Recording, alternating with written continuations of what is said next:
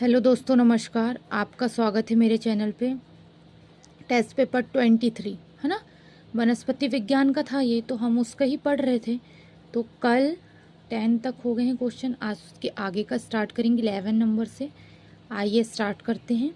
वनस्पति विज्ञान के जितने भी इम्पोर्टेंट क्वेश्चंस थे उन्हीं का हम लोग को टेस्ट के लिए क्या दिया गया है, चूज़ द करेक्ट ऑप्शंस। तो वो देख लेते हैं। आइए स्टार्ट करते हैं 11 नंबर से। पत्तियों का हरा रंग होता है क्योंकि उनमें उपस्थित होता है। वो ये बोल रहा है कि पत्तियों का हरा रंग होता है क्योंकि उनमें क्या उपस्थित होता है, क्लोरोफिल। हम बहुत पहले से 6, 7, 8 से पढ़ते आ रहे हैं कि पत्तियों का हरा रंग इसीलिए उपस्थित होता है क्योंकि उसमें क्लोरोफिल पाया जाता है। ठीक है, तो option number D is correct answer. पत्तियों के छिद्र जिनके द्वारा जल द्रव रूप में कभी कभी बाहर निकलता है उन्हें कहते हैं, क्या कहते हैं? उन्हें कहते हैं हम जल रंध्र, हाइड्रेटोड। कैसे? पत्तियों का जो छिद्र है वहां से जल निकलेगा कभी कभी, तो वो जल रंध्र कहलाता है। बात रंध्र मतलब वायु, रंध्र स्ट्रोमेटा, उससे अंदर चीजें जाती हैं, है ना। जो स्ट्रोमेटा होता है, रंध्र होता है, उससे अंदर चीजें जाती हैं। तो option number A is correct answer. जल रंध्र कह रहेगा वो जो जल निकलेगा, है ना। ये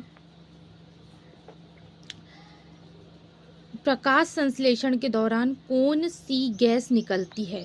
जब प्रकाश संश्लेषण किया जाता है तो कौन सी गैस निकलती है? ऑक्सीजन, है ना। O2 बाहर निकलती है ना, प्रकाश संश्लेषण होता है तो तभी तो वही O2 हम ग्रहण करते हैं और कार्बन डाइऑक्साइड छोड़ के हम पौधों को देते हैं। तो बाहर क्या निकलता है? प्रकाश संश्लेषण होता है तब O2। ठीक है, ओके। पौधे मुख्यतः पोषण पाते हैं। कैसे पाएंगे पौधे पोषण? पौधे किस चीज से पाएंगे? तो पौधे जो है वो पोषण पाएंगे भूमि से।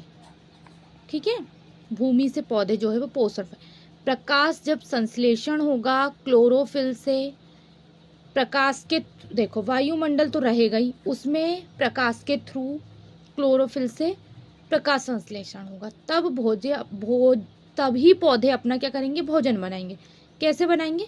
भूमि से। ऑब्वियसली जड़ तो जड़ काय में होगी? भूमि में। तो पौधे अपना पोषण कैसे पाएंगे? भूमि से।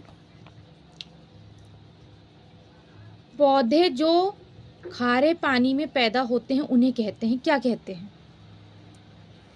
हेलोफाइट्स कहते हैं। जो खारे पानी में, समुद्र के पानी जो खारा रहता है उसमें पौधे होते हैं, उन्हें कहते हैं हेलोफाइट्स।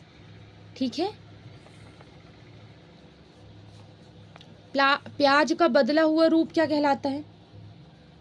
तने का।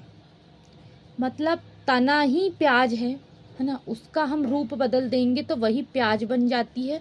तो प्याज का बदला हुआ रूप क्या कहलाता है? तना। जड़ तो कहला ही नहीं सकता, फल भी नहीं कहला सकता। फल एक खुद अपने आप में, जिसकी जड़ें नहीं होती, जिसमें क्या नहीं होते, क्या बोलूँ मैं, पत्ते के साथ चीज़ें नहीं होती, वो सब क्या कहलाती है? फल। पत्तियां तो आप पहचानते ही, लेकिन तना का ही बदला रूप प्याज है। प्याज का ही बदला हुआ रूप तना है, क्योंकि प्याज ही तने वाली फसल है, इसलिए तना आएगा। पौधे के किस भाग में हल्दी पाया जाता है? ऐसा कौन सा भाग है जिसमें हल्दी पाई जाएगी? तने में। ऑब्वियसली तने, हल्दी जो है वो तने वाली फसल है। तो पौधे के किस भाग में हल्दी पाई जाएगी? तने में, क्योंकि तना ही, हल्दी वाली फसल ही तने वाली फसल है। ठीक है। आलू का बदला हुआ रूप क्या कहलाता है?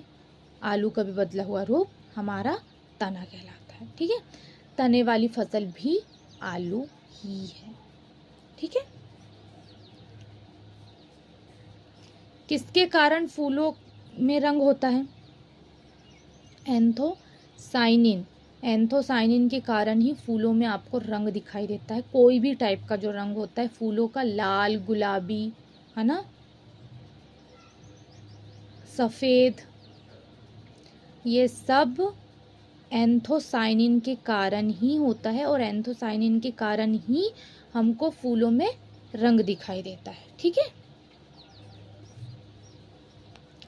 पौधों द्वारा नाइट्रोजन किस रूप में प्रयोग किया जाता है? नाइट्रेट के रूप में। जो पौधों द्वारा जो नाइट्रोजन होता है ना, वो ही मतलब बेसिकली वो नाइट्रेट के रूप में ही नाइट्रोजन होता है। और जब प्रकाश संश्लेषण की क्रिया होती है तो O2 कौन छोड़ता है? पौधे। तो वही O2 हम ग्रहण करते हैं और हम कार्बन डाइऑक्साइड छोड़ते हैं, तो वो कार्बन डाइऑक्साइड पौधे ग्रहण करते हैं। और जब ये प्रोसेस हो जाती है तो नाइट्रोजन बोल रहा है कि किस रूप में प्रयोग किया जाता है पौधों द्वारा, तो वो नाइट्रेट के रूप में प्रयोग किया जाता है।